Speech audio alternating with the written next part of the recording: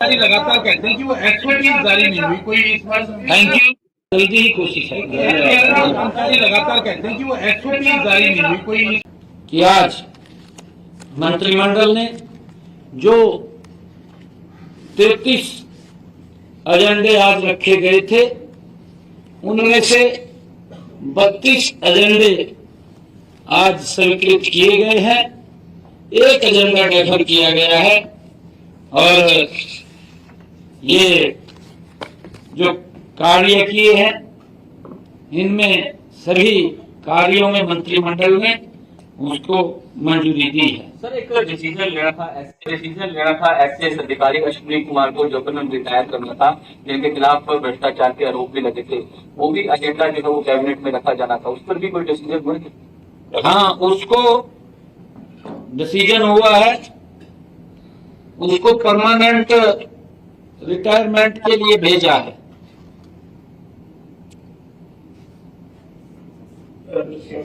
दो विषय राजमंत्री बताई नहीं है, दो जो आपके बयान है उसके बाद कौन सी कार्रवाई की है इन्वेस्टर्स के खिलाफ कोचिंग करने के लिए, और आपने प्रोपीलेशन से कहा पकड़े गए हैं और खोलाई है एक साथ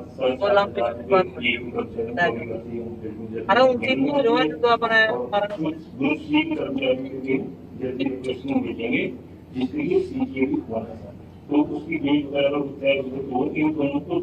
विषय दोनों है।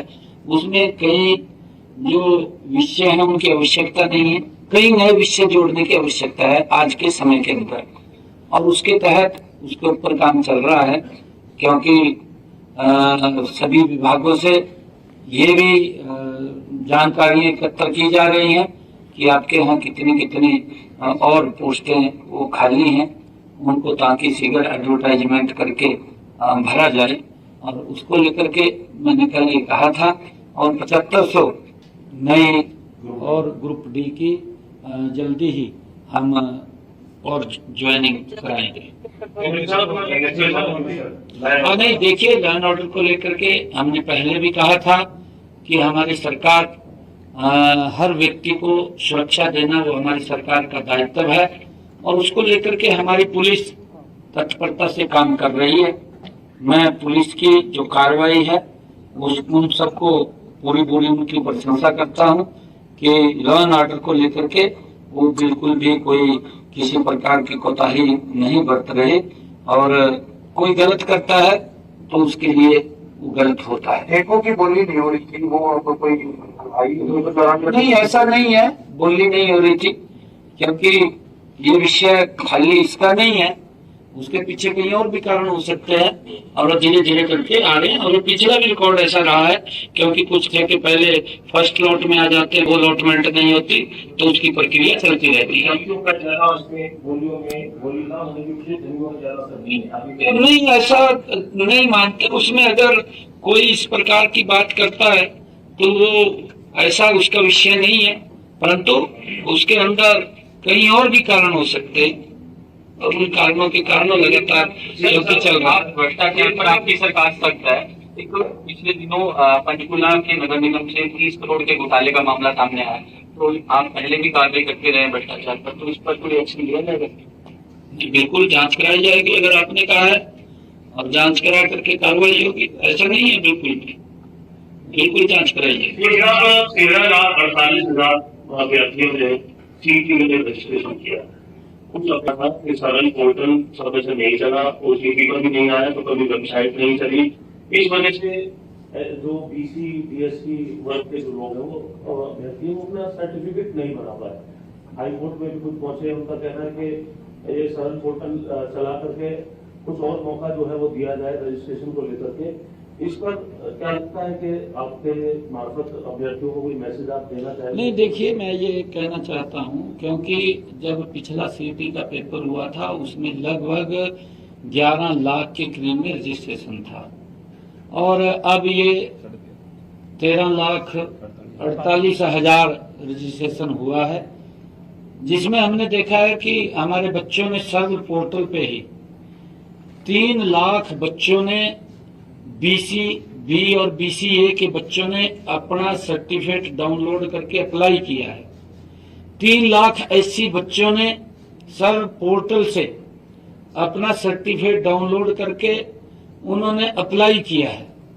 और इसके बाद भी हमने ये कहा है कि जो बच्चे अपना सर्टिफिकेट डाउनलोड नहीं कर पाए, क्योंकि साइट के ऊपर बड़ा दबाव हो जाता है और उसके कारण स्लो हो जाती है और डाउनलोड नहीं कर पाए, पेपर वो देंगे, जब तक रिजल्ट आएगा तो दुरुस्त कर लेंगे अपने उसको, उसका मौका बिल्कुल दे देंगे, करेक्शन का मौका देंगे भी। का मामला सामने आया और HAU में लगातार काफी दिनों तक धरना भी चल रहा है और अभी भी कल हालांकि ये खबर आई कि समझौता हो गया आपस में, लेकिन फिर भी शाम तक छात्र बोले कि फिर से धरना दे रहे हैं, कोई मामला वो सोचा नहीं। देखिए, मैं छात्रों से ये कहना चाहूंगा, क्योंकि बच्चे हम सब के हैं और आप पढ़ाई करें, इस राजनीतिक दलदल से ऊपर उठिए। जब आप पढ़ाई कर लेंगे तो राजनीति में आ जाइए, कोई विषय नहीं है। क्योंकि ये तो हम तो बोलते भी हैं कि जितना युवा राजनीति में आए अच्छा है, क्योंकि पढ़ाई का समय है उनका। और मैं राजनीतिक दलों से भी कहना चाहूंगा कि हमारे बच्चे हैं वो, आप इसके ऊपर राजनीति मत करिए, इससे दूर रहिए। क्योंकि अगर बच्चों की कोई ग्रीवेंस थी, हमने उसको दुरुस्त किया है, उनकी सारी बातें मानी है। अगर किसी ने वहां गलती की है उसके खिलाफ कार्रवाई भी की है, क्योंकि बच्चे हमारे हैं और हम बच्चों के उज्जवल भविष्य की कामना करते हैं कि बच्चे पढ़ें और अपने माँ बाप का, अपने प्रदेश का, अपने क्षेत्र का नाम ऊंचा करें। मैं ये अपील करना चाहूंगा। और जो राजनीतिक दल वहां जाकर के उकसाने का काम कर रहे हैं, वो उन बच्चों को जरूर राहत दें, मैं ये कहना चाहूंगा।